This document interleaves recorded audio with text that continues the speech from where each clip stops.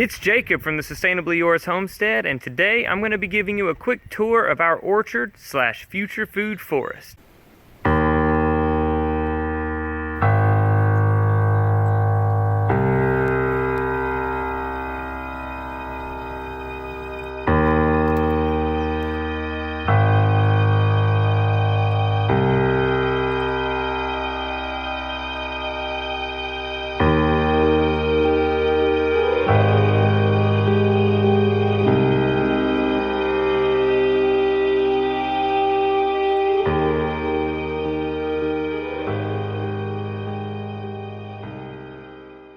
I got our new fruit trees put in the ground, I don't know, maybe a week and a half ago, and I think we've had 2 days without rain since then.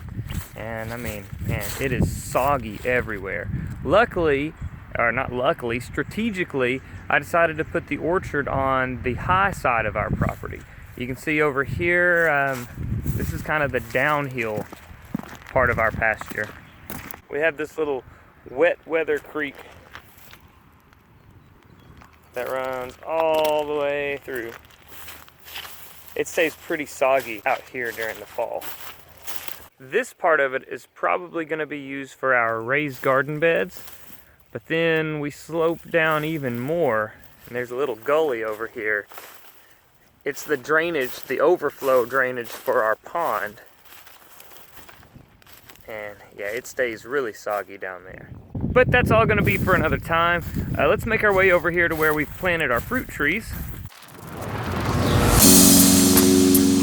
We've got a little bit of wind blowing. Hopefully it's not too bad in the microphone. But like I was saying, this is kind of the higher side of our property. So we've got much better drainage over here. But we're also on a slight little slope. So if I needed to, I could go in and dig some swales or something like that if I find that I need to be able to retain a little more water.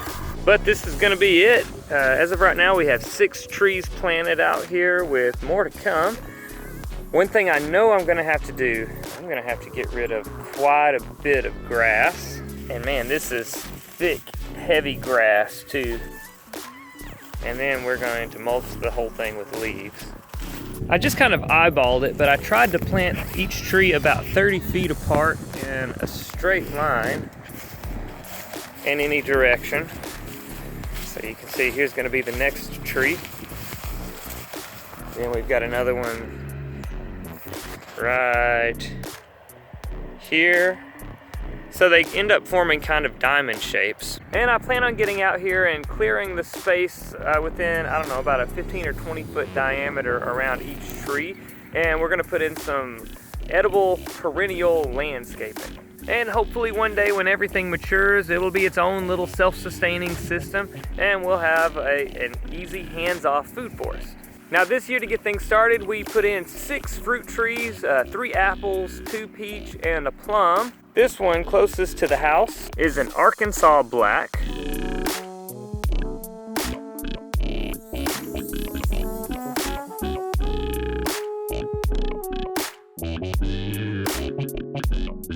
It is, let me look at my notes here. It is a 3-year-old semi-dwarf tree. It's expected to grow between 15 and 20 feet.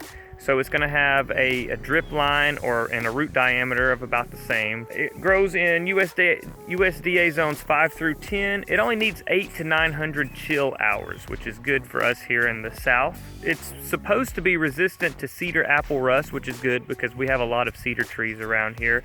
It's also fairly resistant to fire blight and scab. Once it's mature, it should give us a pretty big harvest of medium-sized, dark red, almost black colored fruit, which is where the name comes from, Arkansas black. They're supposed to be really good for fresh eating. They have a sweet, tart flavor to them, but they're also good for cooking and canning. They usually start fruiting out between 3 and 5 years of age, so these are 3-year-old trees. Hopefully within the next year or two, we'll start seeing some apples on them. Fruit ripens in October to November, so it's kind of a late season apple, but they store really well. I chose this variety because I like a little bit of tart to my apples when I'm eating them fresh, but I'm also interested in juicing them and making maybe a little bit of cider or something like that. Next up, we have a Stamen wine sap apple.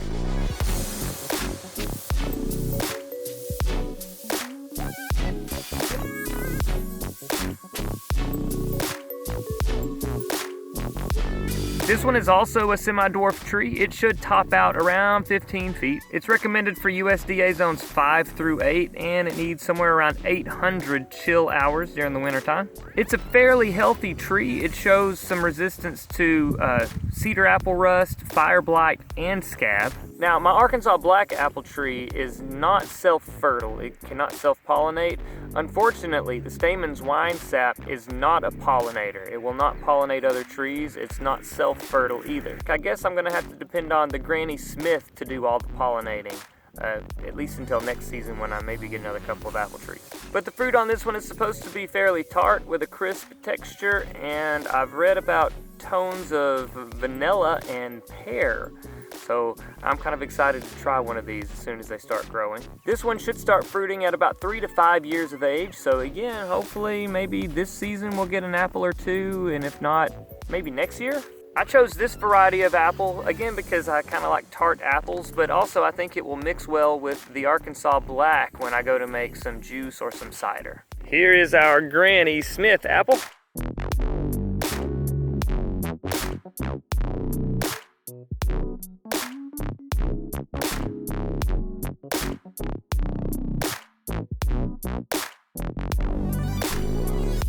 Another semi-dwarf tree, so it should top out again around 15 feet or so. It's recommended for USDA zones 6 through 9. It only requires 400 to 500 chill hours. It doesn't show a lot of resistance to disease, maybe a little bit cedar apple rust, but it's a little susceptible to fire blight and scab. But it is a self-pollinating tree, so it'll be able to pollinate itself. I'm hoping this one, along with the Arkansas Black, they'll be able to trade some pollen, and we'll get a good crop of apples.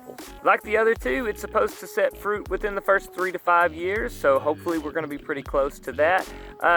Along with the Arkansas Black, this one, the fruit ripens around October to November. I chose this variety for my kids because it is their favorite apple to eat fresh, and it's going to make some darn good apple pies. Next, let's talk about the plum tree. Now this one is going to need staked. You can see it's already leaning a little at the top there. And looky there.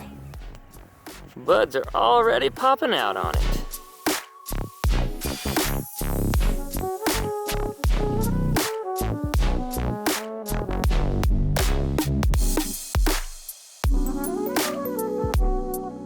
This one is a standard-sized methyl plum. If you're from around these parts, you might think that methyl is an adjective or maybe an adverb, but in this case, it's a variety of a plum tree. Even as a standard, they grow, it says, between 10 and 20 feet in height, and they're recommended for USDA zones 5 through 9. They only need about 250 chill hours during the winter in order to set fruit. The methyl plum is a self-fertile Japanese plum tree. It's one of the varieties of plums that you often see in grocery stores. It should set fruit, from what I read, between 2 to 4 years of age, so hopefully we're really close to that. It should give us medium to large size fruit with sweet, juicy, red flesh that ripens sometime around June, I think. And I chose this variety because I don't know a whole lot about plum trees, and this one was a safe bet. I've tried them before in the grocery store, and I like them. Here is our Alberta peach tree.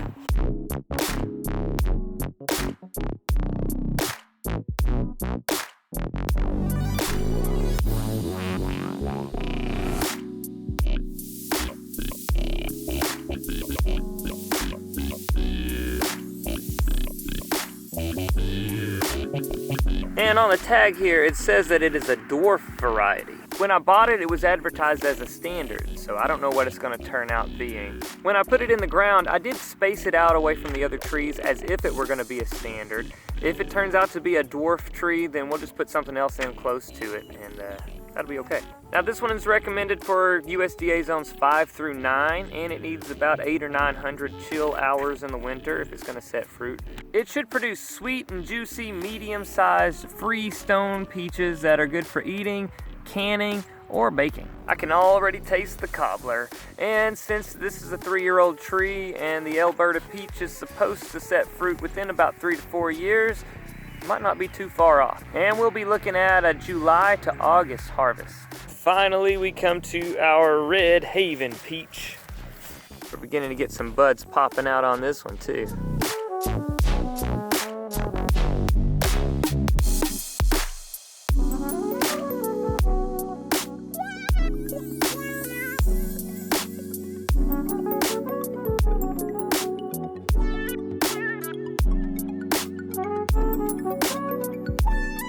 This Red Haven is also a standard size tree, so it should grow around 15. I read one source that said up to 25 feet tall. It's also recommended for USDA zones 5 through 9, and it needs around 8 to 900 chill hours during the wintertime. And it's supposed to produce medium-sized fruit that are good for eating, baking, or canning, or pretty much whatever you want to do with them. It takes between 2 to 4 years before they begin producing, so as a year 3 tree, I'm hoping I might get a couple of peaches off of it this year. That'd be awesome.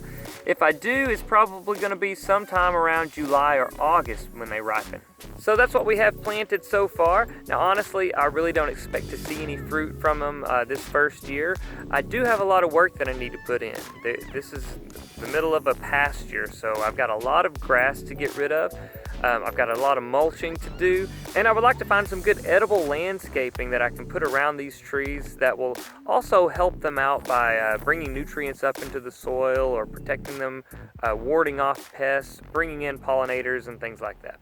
Thanks for taking the time to watch this video. I hope you've enjoyed it. If so, be sure to hit that thumbs up button and subscribe. Hey, if you have any ideas about fruit tree guilds, please let me know in the comments. And if you'd like to follow along while we try to turn our pasture into a food forest and our home into a homestead, then be sure to ring that notification bell so you'll know when to be back for more daily, sustainable living.